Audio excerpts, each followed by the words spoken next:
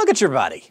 It's pretty great, right? Doing all that complicated stuff to keep you alive? Well, your body runs by the grace of a delicate balance, maintaining just the right levels of the materials you need to live. Water, salt, oxygen, even your own blood cells. And you already know that getting too little of something, like water or air or a vitamin or nutrient, is medically speaking bad, like leads to death. But things that are considered healthy or beneficial or even essential can be just as dangerous in the wrong amounts. In fact, many vital substances, including some that you are taking in right now, can totally do you in if you end up ingesting just a little too much of them. So consider yourself warned.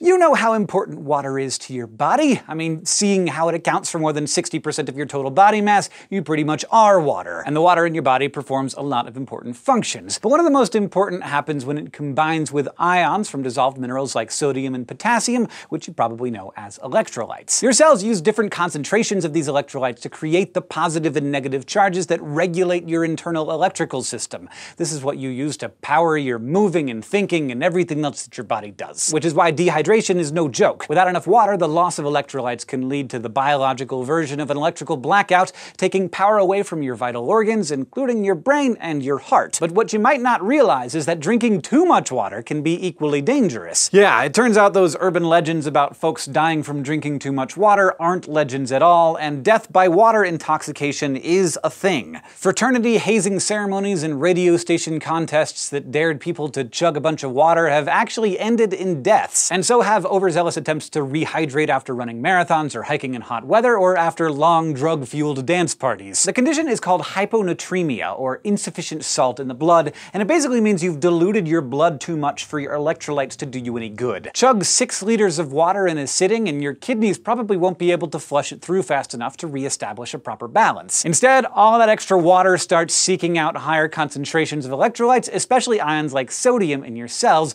which makes your cells swell up like water balloons. The lack of electrical power is a big enough problem on its own, but some of your cells just can't take on that much water. The neurons in your brain, for example, are jam-packed tight into your skull and don't have much room to expand. That's why the brain swelling, or cerebral edema caused by too much water, is so dangerous. It can lead to seizures, coma, brain damage, and death. In the end, death by dehydration and death by water intoxication have a lot of the same symptoms and the same mechanisms in common because they're really the same problem, an imbalance of water and electrolytes in the body. Another kind of substance that can easily become too much of a good thing? Antioxidants. You see them touted on food labels all over the place these days, but what are antioxidants and why should we be eating them? Well, in a nutshell, antioxidants are molecules that can help prevent or at least delay certain types of cell damage caused by oxidation. To understand how this works, we first got to talk about the threats that they help neutralize: free radicals. Now that might sound like a 90s garage band, but free radicals are potentially dangerous atoms or molecules with an extra unpaired electron. This unpaired electron makes a free radical lonely and unstable, so desperate to find another electron that it'll snatch one from anything it can. And when it does snag one from another molecule, say one from your cells, it oxidizes it, or causes it to lose an electron. This electron theft can cause oxidative stress, damaging your cells and their structures, including your DNA. Thankfully, our bodies produce antioxidants that can help neutralize many free radicals, and we also get extra help from antioxidants in certain foods. Fruits and vegetables naturally provide lots of antioxidants like beta-carotene, lutein, and vitamins A, C, and E. These compounds can give a free radical one of their own electrons to basically shut it up and end its destructive rampage. So they are considered beneficial, and few, if any, concerns have been raised about getting too many antioxidants in your diet. But you can't say the same thing for taking antioxidant supplements. When you eat a handful of blueberries or a piece of dark chocolate, you're ingesting a bunch of different types of antioxidants, and it turns out that they need to work together. See, when an antioxidant gives an electron to a free radical, it briefly becomes unstable. But when other antioxidants are around, it can take an electron from one of them, and that electron donor in turn will bum one from someone else. This free swapping of electrons works best among different kinds of antioxidants. But if you take a megadose of a single kind, like vitamin C, you don't have other kinds around to help restabilize those vitamin C molecules after they've done their job. This means that you can actually end up with a lot more unstable molecules floating around your body, which is the opposite opposite of what you wanted in the first place. So I'm not saying that supplements are gonna kill you or anything, although extreme oxidative stress definitely can do permanent harm, which I will explain in a bit. But for now, the thing to know is that the balance between free radicals and antioxidants is more complicated than we used to think, and taking high doses of antioxidant supplements can just muck it up. But what about maintaining the right balance of things you don't ingest, or probably even think about? Like your own blood. Blood distributes nutrients, gets rid of waste, clots wounds, and prevents infection. It does this all using 4 well-balanced components. You've got red blood cells carrying oxygen around, white blood cells to help fight infections,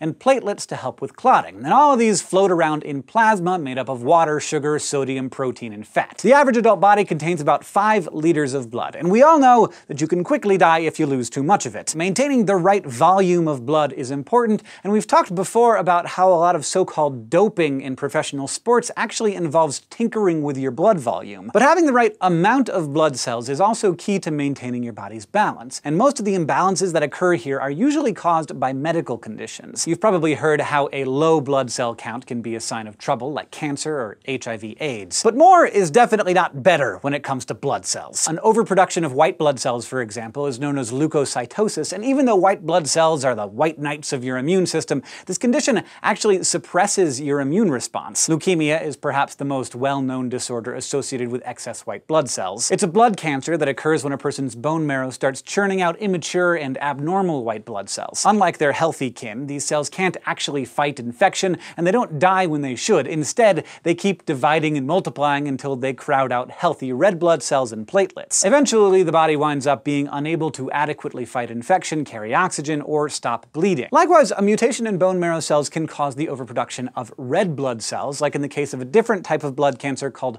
polycythemia vera. In a healthy body, red blood cells account for about 45% of the blood, but in people with conditions like polycythemia, the blood can get too thick, increasing the risk of blood clots, heart attack, and stroke. But now to oxygen. Surely that's something that you just can't get too much of, right? Yeah, no. And frankly, by now you really shouldn't be surprised to hear it, because balance. I think we can all agree that oxygen is generally a good thing. In fact, it's probably the most important thing. You can go weeks without food, days without water if you have to, but without oxygen you could die within minutes. The air we breathe is about 21% oxygen, and when you inhale, your red blood cells grab the O2 from your lungs and pass it off to other cells which use it for cellular respiration, the process of breaking down sugar to create chemical energy. So without oxygen, your cells wouldn't have the energy to do anything. And yet, while they would quickly die without enough oxygen, they would die even faster with too much. So-called oxygen toxicity can happen when the body is flooded with oxygen too quickly, usually in a hospital setting, like when a person's being resuscitated from a heart attack or stroke,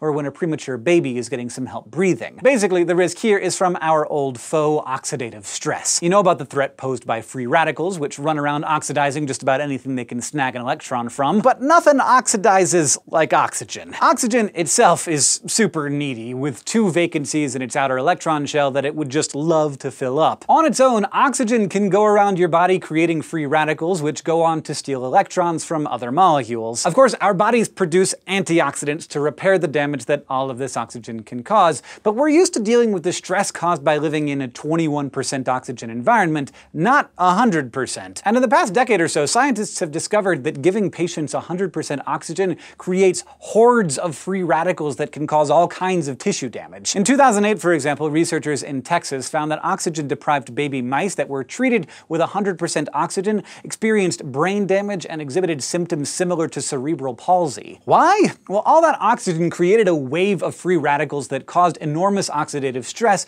doing special damage to the cells that make myelin, the fatty insulation that covers nerve cells. But the researchers were able to treat some of the harmful effects by giving the mice antioxidants, of course only in the proper amounts. So the take-home message here is that your body maintains specific balances for good reason. You live in a complex world with special, precious amounts of what you need to survive, and you are set up to take in only what you need and use only what you take. So when it comes to water or oxygen, antioxidants, or your own blood cells, you can end up having too much of a good thing. Thanks for watching this episode of SciShow, which was brought to you by our patrons on Patreon. If you want to help support this show, you can just go to patreon.com/SciShow to learn more, and don't forget to go to youtube.com/SciShow and subscribe. The claim that alcohol kills brain cells dates back to the temperance movement of the early 20th century, when prohibition prohibition advocates wanted to make alcohol illegal in the United States. These people who